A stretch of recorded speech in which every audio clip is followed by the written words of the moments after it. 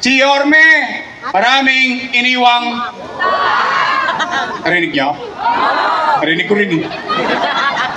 Sino ba may sabi nun? Oh, napanood ko rin eh. Saan ka ba naman nakakita? Magpapatawag sila, bawal mag-cellphone. Bawal mag-video. Ba't sila natatakot? Kita nyo itong mga tao, naka-cellphone, no? Bakit?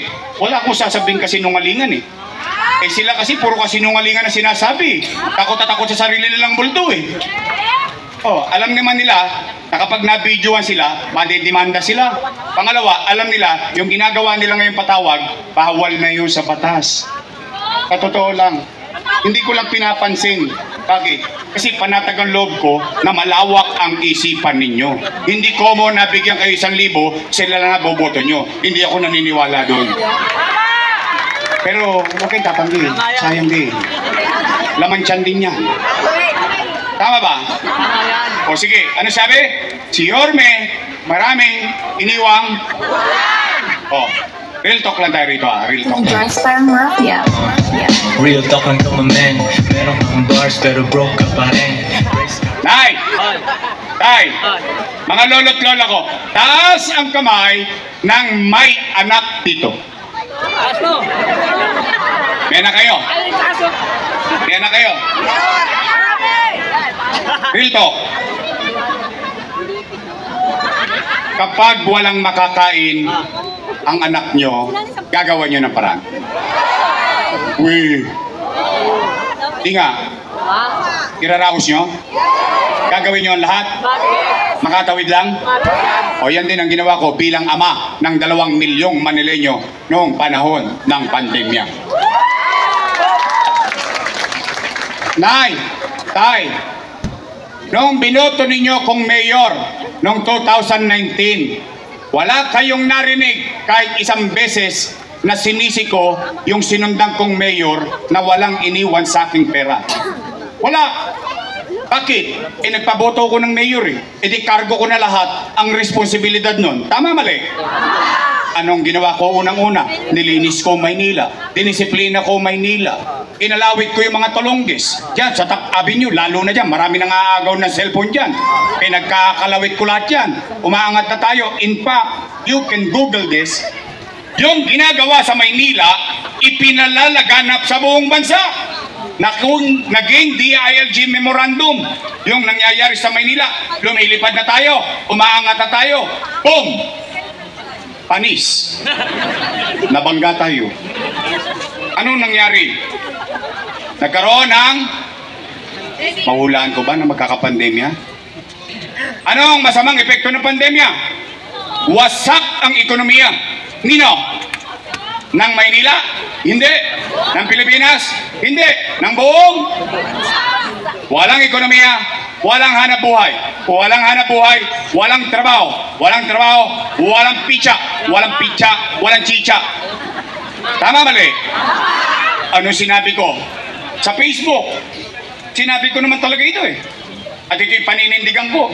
Ano sabi ko? Natatakot ang tao, baka mamatay sa infeksyon ng COVID-19. Natatakot ang tao, baka mamatay sa gutom, dilatang mata. Mahapdi yun. O ano sinabi ko? Mga lolo ko, mga lola ko, mga nanay tatay ko, mga batang Maynila, pumanatag kayo.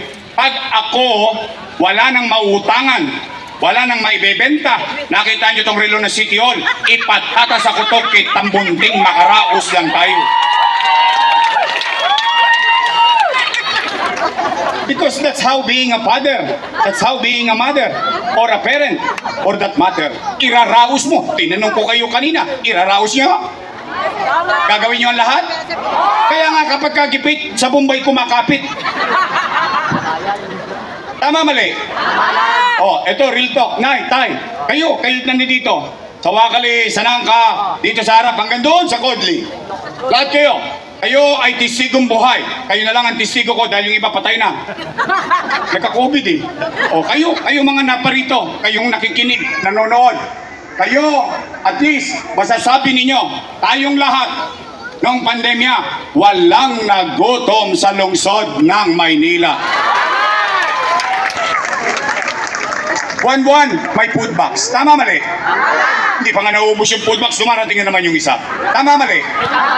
Mayaman, middle class, mahirap. Per family, not household. Kasi sa isang bahay, may 2 pamilya, may 3 pamilya. Tama, mali? Natikman nyo? Natanggap nyo? Naramdaman yung may gobyerno? 700,000 families sa Maynila. Yun ang kwento. O, lagyan natin ng kwenta yung kwento. 700,000 times 1,000. No, magka? Patay na. Dami zero. 700 milyong piso. Malaking pera? Malaki. Times 8. 8 months eh. O, 8 times 7. 5.6 bilyong piso. Malaki? Malaking malaki. 5.6 billion. Saan napunta? Chinicha, niluwa. Gone with the wind. But the question is, natanggap ba natin? Naramdaman ba natin? Nagamit ba natin? Nakatawid ba tayo? Hindi ko pa binabanggit yung kakap. Bawat pamilya nagkaroon ng 1,000 pesos. Tama, mali? 700 million plus 5.6, no, magka? 6.3 billion. Tama, mali? O taas ang kamay ng may mga anak na nag-aaral sa public school dito. Yan, at least may mga testigo ko. Sino pa nag-aaral sa public school ang anak?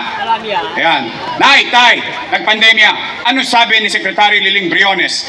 We will cancel face-to-face schooling. Tama, mali?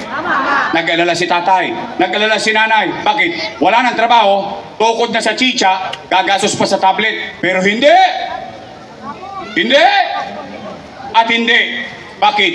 110,000 tablet pinamigay sa mga estudyante sa public school sa lungsod ng Maynila.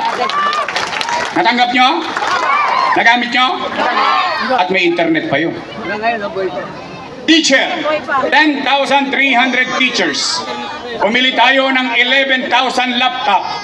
May laptop na si teacher, may internet na si teacher, si sir, si ma'am, walang tosgas. Si nanay, si tatay, walang tosgas. Sagot ng lungsod ng Maynila, nakatawid ang pag-aaral ng ating mga anak. Tama, mali?